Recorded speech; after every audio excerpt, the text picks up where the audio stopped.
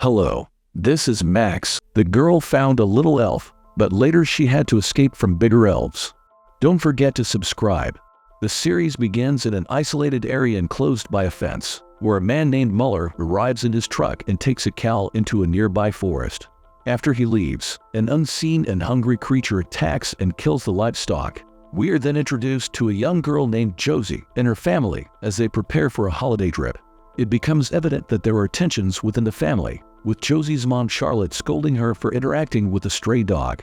The family takes a ferry to a remote location and asks strangers for directions to a place called Scovann. Strangely, every stranger they encounter advises them to stick to the coastal road.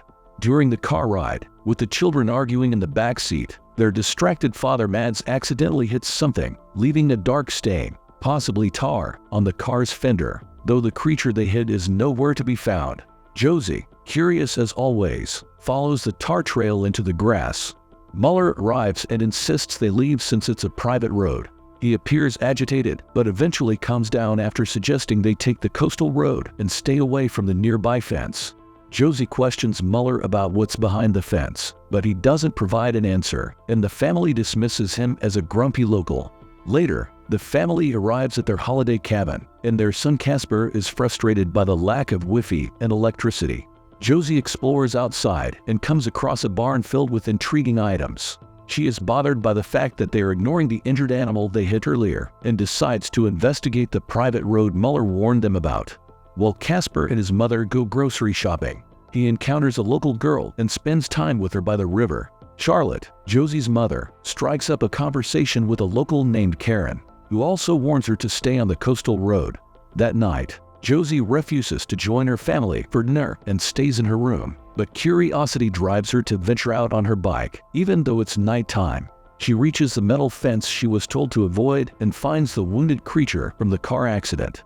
Josie decides to take it with her, but hears unsettling noises and leaves in fear, taking the creature home. Back at the cabin, Josie places the strange creature in the abandoned barn and tries to approach it, but it shrieks and attacks her, leaving black tar on her hands.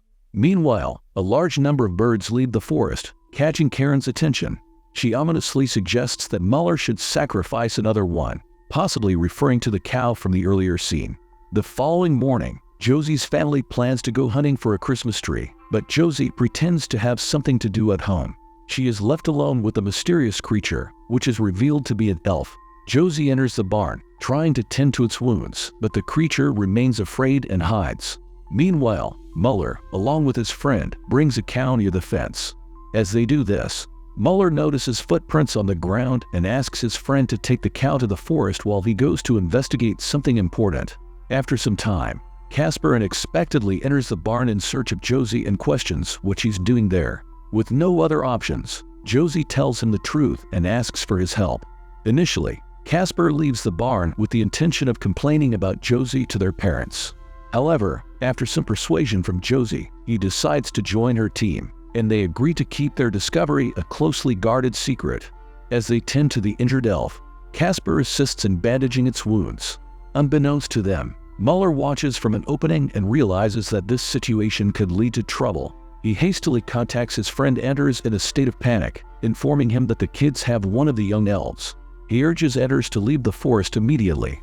Unfortunately, it is too late for Anders, as something large attacks him and drags him into the woods. Later, Muller arrives to save his friend and is met with a gruesome sight: Anders' severed head on the car's bonnet. There are bloodstains everywhere. Meanwhile, Liv is talking to her grandmother Karen, expressing her dissatisfaction with living in the village rather than the city. Muller arrives and delivers distressing news to both of them. He reveals that Anders is no longer alive and displays his severed head along with the bloodstains on the car.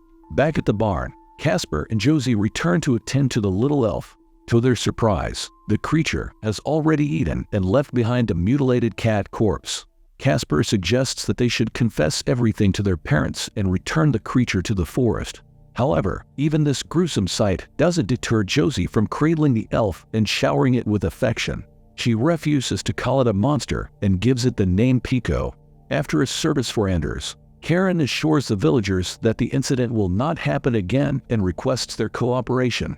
She arranges a meeting with the vacationing family and invites them to her house for coffee. Charlotte eagerly agrees, seeing it as an opportunity to interact with the locals, while Josie just wants to stay home with Pico. However, Charlotte does not heed her daughter's wishes and takes her to the meeting at Karen's house. During the gathering, Josie asks Karen about the fenced-off forest, and Karen explains that the woods were closed due to a terrible accident at the sawmill that led to chemical contamination of the land. They decided to fence it off to prevent visitors from entering. Josie excuses herself to use the bathroom and stumbles upon strange skulls, pieces of wood, and a radio in one of the rooms upstairs. She hides as Karen arrives and calls Muller to discuss the search of the barn, which seems to have yielded nothing. Hearing this, Josie becomes afraid and leaves the gathering, rushing back up the coast to the barn. At the barn, she looks for Kiko, but unfortunately, Muller surprises her and seizes Kiko, placing it in a sack and making off with it. Unbeknownst to Muller, Josie secretly follows him into the woods, revealing that the islanders are aware of the woodland elf they've been harboring in the barn. She also discloses that these elves are what's hidden behind the fence and that they've been responsible for past fatalities in the dark and ominous woods. Muller leaves Kiko and requests the elves to leave them alone. After he leaves, Josie ventures into the unknown, determined to find Kiko. During her absence, when the parents ask Casper about Josie, he decides to come clean and admits to his parents that they were harboring an elf in the barn. Charlotte and Mads, annoyed initially, believe it's all a prank, but later start getting worried for Josie. The family eventually drives up to the fenced-off area and discovers Josie's abandoned bike. Casper is tasked with going to Karen's house to request a key to the fence, while Charlotte and Mads stay at the site, searching for clues to open the fence. Behind the fence, Josie enters a house and searches for Kiko, only to be pursued by a much larger elf. Afraid, she seeks refuge in an abandoned sawmill. In a desperate attempt to defend herself, activates the machines to fend off the menacing elf. Sadly, the elf locates and attacks her, but Josie manages to kill one of the larger creatures by pushing its body into the running machine. Meanwhile, Muller arrives at the fence, where Mads and Charlotte implore him to open it. Initially, he refuses, but things escalate when Mads grabs his gun, leading to a fight and a shot being fired. This damages the conductors, causing the power to the fence to drop, with Mueller's leg getting stuck in a metal trap. Charlotte uses Mueller's keys to unlock the fence door and enters. On the other hand, though Karen initially refuses to provide Casper with the keys to the fence, Liv secretly takes her keys and sets off for the fence with Casper. Eventually, Charlotte catches up with her daughter, who has found her way back with the help of a returning Pico. However, overcome with fear and anger, Charlotte starts kicking dirt and mud at the small elf, demanding that it leave, ignoring Josie's pleas. She grabs her daughter and heads to the other side of the fence. The problem is that a horde of elves begins closing it, realizing the fence is no longer electrified, and they start banging against it, attempting to break free. Later in the evening, Casper and Liv finally reach the fence, only to discover that the power is out and there's a large gaping hole in it. They realize that the elves have escaped and are now on the loose. Meanwhile, both Josie's and Liv's families gather at Mueller's place, where the injured farmer is struggling to walk after his encounter with the bear trap. Karen scolds Josie's parents for their actions and insists that they need to try and repair the fence and locate Casper and Liv. She also somberly acknowledges that nothing like this has ever happened before. As night turns into day, Liv and Casper set off to warn the other villagers. However, when they arrive at their destination, they discover a gruesome scene. Everyone in the village has been slaughtered. It turns out that the elves have always inhabited this island, and the fence was erected to separate them from the humans who settled there. Losing their land to intruders hasn't left the elves in a forgiving mood, and their goal seems to be the eradication of all humans on the island. Meanwhile, Josie, Charlotte, and Karen hide in the barn, hearing the ominous sound of approaching footsteps. The elves have arrived. Simultaneously, the elves have also reached Mueller's place. Muller finds himself stalked by one of the elves in his pantry and tries to grab an axe, but it's too late. Another menacing elf grabs him and brutally attacks him.